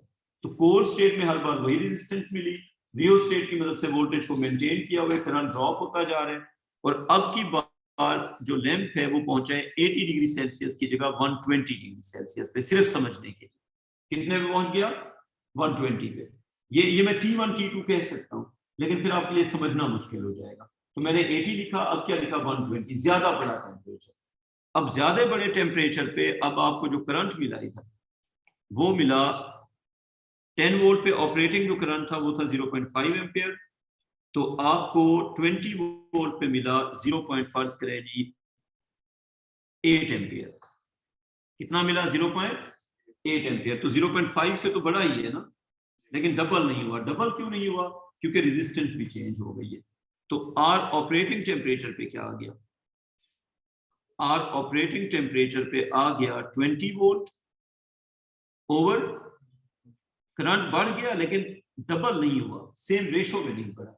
बताओ आंसर क्या आ गया 25 ओम्स। अब ऑपरेटिंग टेम्परेचर पे ये बताओ, पहली बार रेजिस्टेंस कितनी थी 20 ओम, अभी क्या हो गई है 25 ओम। अब सारी चीजों को वन बाय वन ऑब्जर्व करो। 10 वोल्ट पे आपने एक्सपेरिमेंट किया, एक्सपेरिमेंट का क्या प्रोसीजर था, आपका जो सेल था वो 10 वोल्ट का नहीं था, क्योंकि आपको ईएमएफ थोड़ी मिलेगी, आपका सेल था 20 वोल्ट 30 वोल्ट 40 वोल्ट का। बाहर आपने लगा दिया रियोस्टेट, और आपने वेरिएबल रजिस्टर की एडजस्टमेंट के थ्रू लैंप के ऊपर वोल्टेज को मेंटेन किया। कितने पे मेंटेन किया 10 वोल्ट पे। आपने 10 वोल्ट पे ऑपरेटिंग टेम्परेचर पे करंट देखना था, आपने 10 वोल्ट पे चलाया, करंट को ऑब्जर्व करते रहे, you waited for the current to become constant. When current became constant, it was 0.5 ampere. You took that reading, और उस वक्त लैंप का टेम्परेचर 80 था, रेजिस्टेंस कितना मिली 20 ओम। तो आपका पॉइंट क्या आ गया 10 वोल्ट 0.5 एम्पियर। फिर आपने कहा चलो अब V2 I2 कलेक्ट करते हैं। V2 कितना था, आपने वोल्टेज को डबल कर दिया। अब अगर तो रेजिस्टेंस फिक्स रहती तो फिर करंट को होना चाहिए था डबल, लेकिन अच्छा एक चीज और, वोल्टेज को डबल करने से भी ठंडे लैंप की उतनी रेजिस्टेंस होगी। ठंडा लैंप जब भी यूज करेंगे, देखिए लैंप का जो रेजिस्टेंस चेंज हो रहा है वो तो टेम्परेचर की वजह से चेंज हो रहा है। अगर एग्जामिनर ये पूछे कि at 10 volt the cold state of the lamp has a resistance of 10 ohm, what will be the resistance of cold state of the lamp at 20 volt 30 volt 40 volt, आप कहेंगे 10 ओम। क्यों, आप कहेंगे भाई गर्म होगा तो रेजिस्टेंस चेंज होगी ना, जब गर्म नहीं हुआ तो रेजिस्टेंस चेंज भी नहीं होगी। तो शुरू में उसकी रेजिस्टेंस कितना थी, फिर से 10 ओम थी, करंट कितना था 2 एम्पियर। जब वो गर्म होना शुरू हुआ, गर्म होने के साथ करंट कम होता गया, तो करंट कम होते होते, अच्छा करंट 2 एम्पियर से कम हो रहा है, पिछली वैल्यू से कम नहीं हो रहा। पिछली जो ऑपरेटिंग टेम्परेचर पे वैल्यू थी वो 0.5 एम्पियर थी, 0.5 से करंट बड़ा हो गया लेकिन डबल नहीं हुआ, सेम रेशो में नहीं बढ़ा। हाँ, तो अब जो आर ऑपरेटिंग है वो कितना हो गया 25 ओम्स। अब यहाँ पे आप वैल्यू नोट क्या करेंगे, आपका V2 I2 क्या होगा, आपका V2 I2 होगा, V2 आपका हुआ 20 वोल्ट और आपका I2 कितना हो गया 0.8 एम्पियर। हाँ जी खुशी बेटा, अब कहानी समझ आ गई। साल बेटा बताइए, तो ये जो ग्राफ होता है ये एक गो में बनता है या हर पॉइंट को अलग अलग कलेक्ट करते हैं? इसे अलग अलग कलेक्ट करते हैं। अच्छा, और इस पे टेक्निकल क्वेश्चंस क्या होंगे? अब आप एग्जामिनर को पता है कि बच्चे ने दिमाग में क्या रखा हुआ है कि लैंप की जो रेजिस्टेंस है वो वोल्टेज के साथ बढ़ती है। ये सवाल 2 बार उसने दिया हुआ है, वो क्या कहेगा, वो कहेगा at 10 volt the cold state of the lamp has a resistance of 10 ohm. At 20 volt what would be the resistance of cold state? बात समझ आ गई बेटा? जो कोल्ड स्टेट है ना उसमें वही रहती है, ऑपरेटिंग टेम्परेचर पे रेजिस्टेंस क्या होती है, चेंज हो जाती है। ठीक है, अच्छा इसी तरह फिर 30 वोल्ट के लिए क्या करेंगे? जैसे जैसे हम वोल्टेज चेंज कर रहे हैं तो ऑपरेटिंग टेम्परेचर भी चेंज हो रहा है ना? बिल्कुल हो रहा है, जितना हायर वोल्टेज होगी ऑपरेटिंग टेम्परेचर उतना ज्यादा होता जाएगा बेटा। रेजिस्टेंस इसीलिए तो बढ़ रही है, रेजिस्टेंस वोल्टेज से तो नहीं बढ़ रही, किससे बढ़ रही है, ऑपरेटिंग टेम्परेचर से। टेम्परेचर से। ठीक हो गया। उठा लेंगे। अच्छा, हो गई ये बात। अब आगे आ जाओ। ये मुझे जो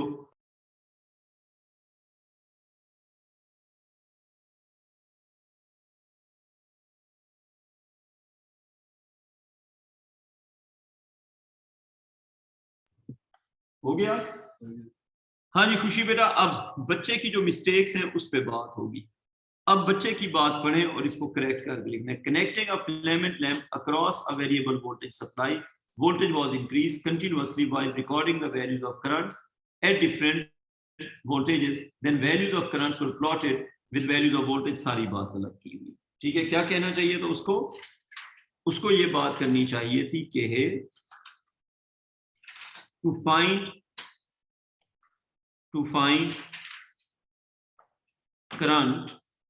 find current at cold state या at operating temperature। हाँ, to find current at operating temperature the lamp should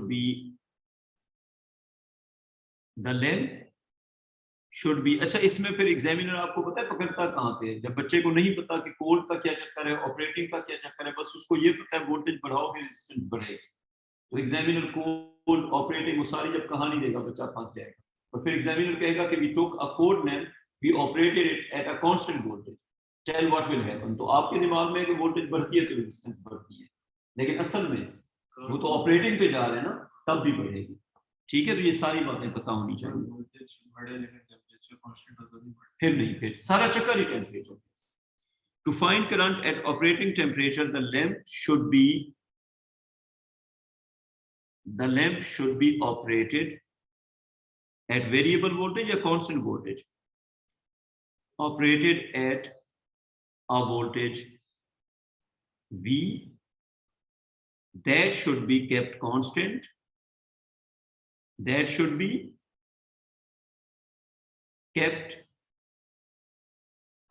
with the help of what?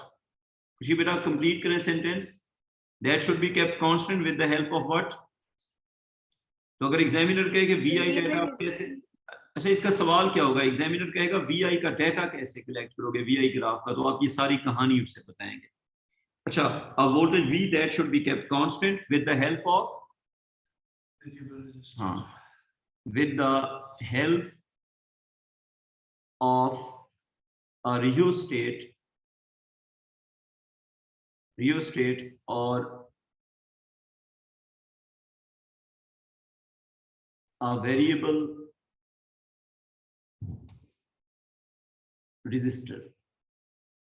To find current at operating temperature, the lamp should be operated at a voltage V that should be kept constant, ठीक है, with the help of a rheostat or a variable resistor. अच्छा, अब the lamp will heat up. The lamp will heat up and current will decrease या increase? Current will decrease. Wait for the current to become constant. आप instructions लिख रहे हैं ना, कहानी समझ आ रही है ना? Current will decrease. Wait for the current to become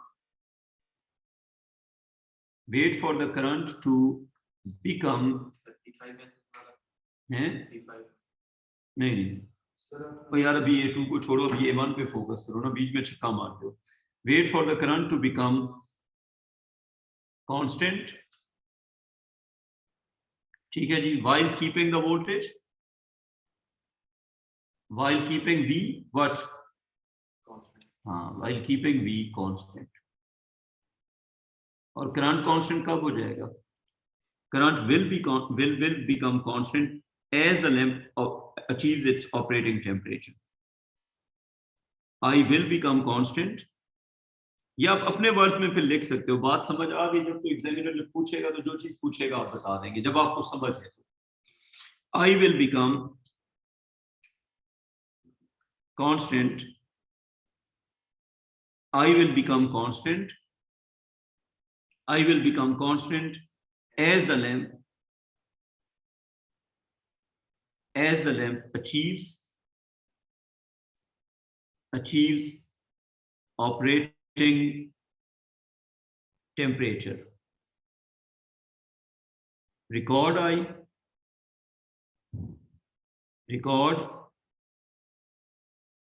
value of I. आप क्या करो, I की वैल्यू रिकॉर्ड कर लो. Then plot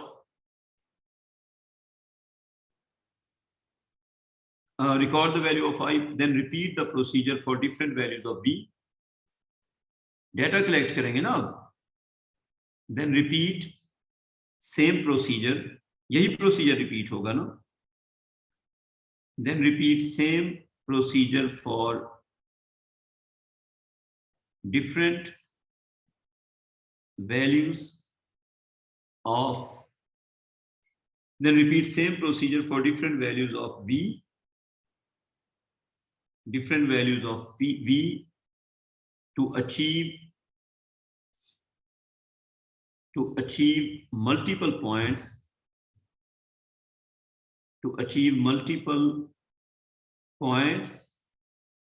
and plot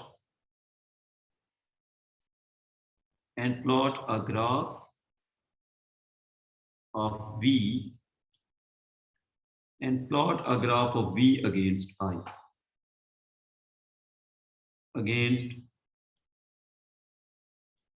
Using कौन सी वैल्यू, ऑपरेटिंग टेम्परेचर वाली या कोल्ड वाली values? Using values of VI achieved at operating temperature. खुशी बेटा, आपको कॉन्सेप्ट भी समझ आ गया और जो मिसकॉन्सेप्शंस हो सकते थे वो भी समझ आ गए? जी सर.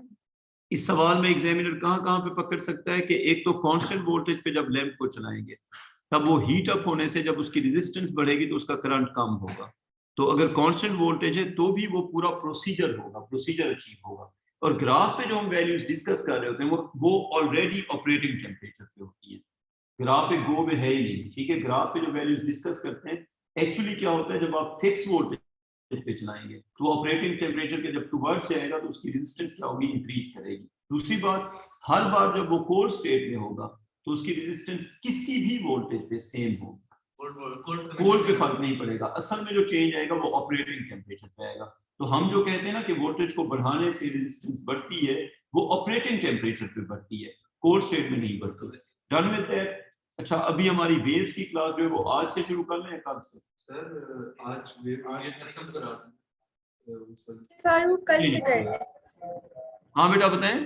कल से करना. कल से करिए, थोड़ा ओवरडोज हो गया. हाँ मुझे भी ऐसे लग रहा बात नहीं, आप इंक्वायरी की क्लास नहीं रखनी कल? बेटा रखेंगे, क्यों नहीं रखेंगे. वो क्लास नहीं रखी हुई, आपको मैं इंक्वायरी सॉल्व करके भेजूंगा, ठीक है. मैं आपके 3 घंटे में आप लोगों के मत्थे नहीं लगने लगा. वो जो इंक्वायरी सारी वो करके भेजूंगा. नहीं सर, आप समझा देना, मतलब क्लास में बेहतर नहीं होगा? बिल्कुल बेहतर होगा, मैं सॉल्व करके भेजूंगा ना. जब आपको समझ आ जाएगा वेल एंड गुड, जो समझ नहीं आएगा वो समझा दूंगा, सिंपल. जी सर. मैं वो बड़ा ऑर्गेनाइज करके आपको बताऊंगा. आप जब ले लेंगी ना, मैं पूरा वो प्रोसीजर लिख दूंगा आपको ग्रुप पे, ठीक है. इलेक्ट्रिसिटी खत्म. इलेक्ट्रिसिटी खत्म, इसकी थोड़ी सी मैंने प्रैक्टिस करवानी है. कुछ जैसे अभी मैंने ग्राफ करवाया ना, ज़ाहिर सी बात है वीकेंड में इसके सवाल तो करवाऊंगा. थ्योरी वाइज ये खत्म है. अच्छा, मैंने जो नोट्स भेजे हैं वो पढ़ने हैं, वो नोट्स बहुत डिटेल्ड हैं. अगर किसी बच्चे ने, वो एक बच्चा है मेरे पास अगले दिन, ठीक है, वो मुझे कहता है कि सर आपके मैंने कभी नोट्स याद है, मुझे कहता है कि मुझे लगा कि आपने मुझे अच्छा नहीं पढ़ाया. मैंने कहा क्यों? कहते सर अभी मुझे पता चला आपने तो अच्छा पढ़ाया. मैंने कहा ये क्यों ट्रांजिशन आई है? कहते पहली बार जब आप मुझे नोट्स देते थे ना, मैं घर जाके उसको डस्टबिन में फेंक देता था. बच्चा मुझे बता रहे कि आप जितने मुझे नोट्स देते रहे मैं सारे डस्टबिन में फेंकता रहा हूँ. तो कहते बाद में जो है ना, आपकी जो क्लास में बस पढ़ा हुआ था उससे मैंने एग्जाम दिया था. मैंने कहा बहुत अच्छे बेटा, बहुत तरक्की करोगे. इलेक्ट्रिसिटी के जो मैंने नोट्स आपको दिए वो आपने पढ़ने हैं, ठीक है. ये नहीं करना कि नोट्स पढ़े नहीं है और छक्के मार रहे हैं हवा में. जो नोट्स हैं वो पढ़ने हैं. टेक केयर बेटा. अल्लाह हाफिज़.